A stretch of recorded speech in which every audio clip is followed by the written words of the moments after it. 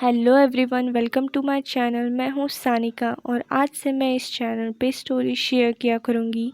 आज मैं शेयर करूँगी वांगशन फैन फिक्शन। वांगशन है चाइना के फेमस नॉवल मो दाओ जुशी की दो बीएल कैरेक्टर्स वी वुशियान एंड लैन वांगजी। अगर आपने ये नॉवल अब तक नहीं पढ़ी तो आप पढ़ सकते हो। और इसको लेकर एक ड्रामा भी क्रिएट हो चुका है चाइना में जिसका नाम है द अनटेम, जिसका आपको Hindi dubbed version MX player पे मिल जाएगा। तो चलिए चलते हैं फ़ैन फिक्शन में। आज के फ़ैन फिक्शन का नाम है शुगर डैडी। ये एक ओमेगा वर्स फ़ैन फिक्शन है जिसकी राइटर है रोज़े, जिनसे मैंने पहले ही परमिशन ले ली है और आपको फ़ैन फिक्शन का लिंक डिस्क्रिप्शन बॉक्स में मिल जाएगा। चलिए मिलते हैं हमारे दो प्यारे मेन कैरेक्टर्स से।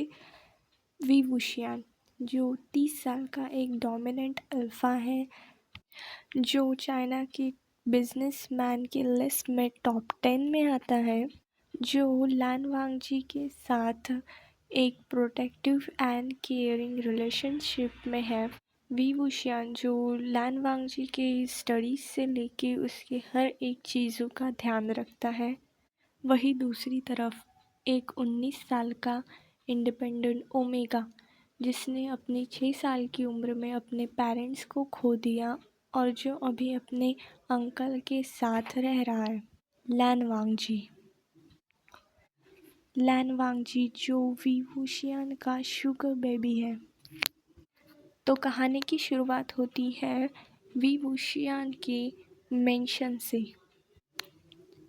साउंड प्रूफ रूम में लैनजान अपना सिर वी वुशियान के चेस्ट के ऊपर रख के सो रहा था। उनके हॉट से सेशन के बाद वी वुशियान लैनजान को सोते हुए देख के सोचता है, तुम ही तो हो जिससे मैंने प्यार करता हूँ। क्या तुम हमेशा मेरे साथ रहोगे? जब तुम 20 साल के हो जाओगे तब मैं तुम्हें अपनी फीलिंग्स बताऊंगा। मैं तुम्हें अपना बनाना चाहता हूँ। मैं बर्दाश्त नहीं कर सकता कि कोई दूसरा अल्फ़ा, बीटा या इवन ओमेगा तुम्हारे आसपास रहे।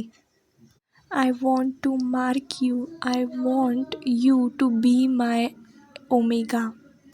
Next morning Wei Wuxian Lan Zhan से पहले उठ जाता है। वी वुशियान, लैनजान उठो, wake up, good morning. Lan Zhan सोते हुए आवाज़ में वी वुशियान से कहता है, मुझे और थोड़ी देर सोने दो। वी वुशियान, क्यों, तुम भूल गए क्या हमें आज टोक्यो के लिए जाना है? लैनजान जल्दी से उठते हुए वी वुशियान से कहता है, सॉरी, मैं भूल ही गया था। वी वुशियान लैन वांगजी से कहता है, कोई बात नहीं, तुम मेरे प्राइवेट जेट में सो सकते हो। वी वुशियान एंड लैन वांगजी ड्रेसअप करके डाइनिंग एरिया की तरफ आते हैं वी वुशियान के पेरेंट्स के साथ ब्रेकफास्ट करने के लिए। वी वुशियान के पेरेंट्स वी वुशियान की रिलेशनशिप को सपोर्ट करते हैं।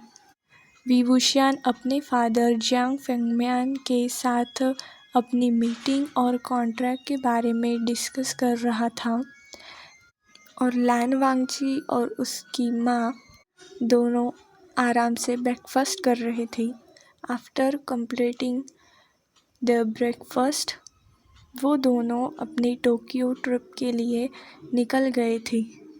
असल में ये ट्रिप तो बिज़नेस के रिलेटेड ही थी, लेकिन वी वुशियान चाहता था कि वो अपने साथ इस बार लैन वांगजी को भी लेके जाए, क्योंकि जब लैन वांगजी को ये बात पता चली थी तब वो बहुत एक्साइटेड हो गया था कि टोक्यो ट्रिप के लिए जाने के लिए।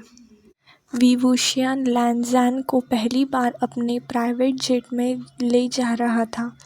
लैनजान वी वुशियान के पास बैठते हुए बोलता है, मुझे बहुत डर लग रहा है। वी वुशियान, डरो मत, मैं हूँ तुम्हारे साथ। एंड जेट टेक ऑफ हो जाता है। वो टोक्यो की तरफ निकल जाते हैं। जैसे ही प्लेन टेक ऑफ होता है, लैनजान अपना एक्साइटमेंट दिखा सकता था अपनी आँखों के थ्रू। विभूषियन उसके आँखों में साफ साफ देख सकता था कि वो कितना ज़्यादा खुश है इस ट्रिप के लिए, क्योंकि लैनज़न तो पहली बार अपने शहर चाइना से कहीं दूर ट्रैवल कर रहा था। विभूषियन के लिए कुछ भी नहीं था, वो बहुत बार टोक्यो आ चुका है, लेकिन वो इस बार बहुत ज़्यादा खुश था क्योंकि इस बार उसके साथ उसका प्यार लैन वांगजी था। कुछ देर बाद लैनज़ान थक के विभूषियन के कंधे पे सिर रख के सो गया था। कुछ घंटों बाद फ्लाइट लैंड होती है टोक्यो में। विभूषियन लैन वांगजी को उठाता है, उठो हम टोक्यो पहुंच गए हैं। दोनों जेट से बाहर आते हैं। लैन वांगजी अपने एक्साइटमेंट में विभूषियन का हाथ पकड़ लेता है और उससे कहता है, मैं बिलीव नहीं कर सकता कि मैं आज टोक्यो में हूँ। थैंक यू सो मच विभूषियन। विभूषियन अभी चलते हैं और आज रात मैं तुम्हें टोक्यो टावर दिखाऊंगा। दोनों अपने होटल में पहुंचते हैं जो विभूषियन ने पहले से ही बुक करके रखा था और दोनों सेम रूम में ही रहते हैं। दोनों अपना सामान रूम में रख के टोक्यो के मार्केट में घूमने के लिए जाते हैं। विभूषियन की ये 17वीं फ्लाइट थी टोक्यो के लिए, लेकिन फिर भी उसे ऐसा लग रहा था कि वो पहली बार टोक्यो में आया है। विभूषियन अपनी सारी फेवरेट स्पेशल जगह लैनज़ान को दिखाता है। विभूषियन और लैन वांगजी दोनों जापानीज़ फूड इंजॉय करते हैं।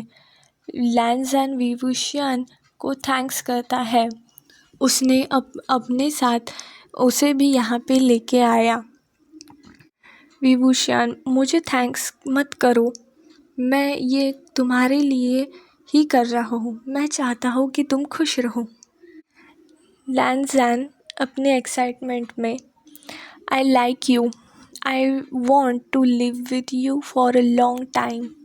विभूषियन, एज यू विश, अगर तुम चाहते हो तो तुम रह सकते हो मेरे साथ लंबे समय के लिए।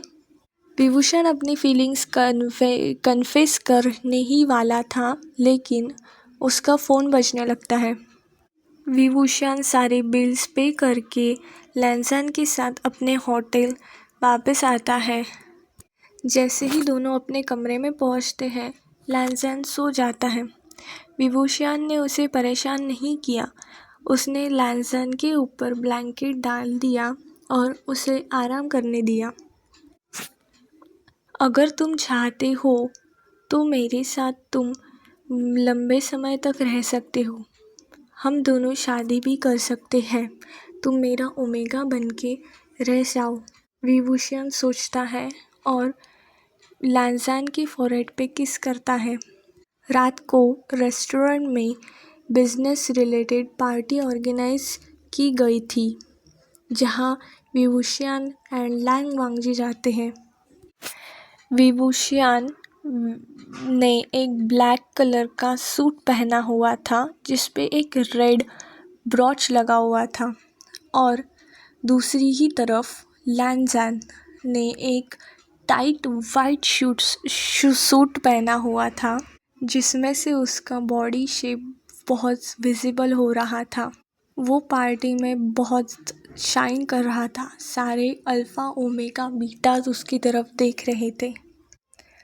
तो हेलो एवरीवन, तो आपको कैसा लगा आज का ये पार्ट, मुझे ज़रूर बताइएगा आपके लाइक्स एंड कमेंट्स के थ्रू। और अगर आपको मेरी ये स्टोरी पसंद आती है तो प्लीज़ चैनल को सब्सक्राइब करना मत भूलिएगा। सॉरी गाइस, मेरे हिंदी के लिए मैं आज बहुत ज़्यादा नर्वस हूँ, ये मेरा पहला वीडियो है, so please guys support me. और मैं सॉरी बोलना चाहती हूँ इस ऑथर को, इस फैन फिक्शन के ऑथर को, रोज़े को। सॉरी, मैंने बहुत ज़्यादा वक्त ले लिया इस फैन फिक्शन को लाने के लिए। And thank you so much for watching. I hope आप सबको ये स्टोरी पसंद आ रही हो, प्लीज़ मुझे बताइएगा। Thank you. Bye bye.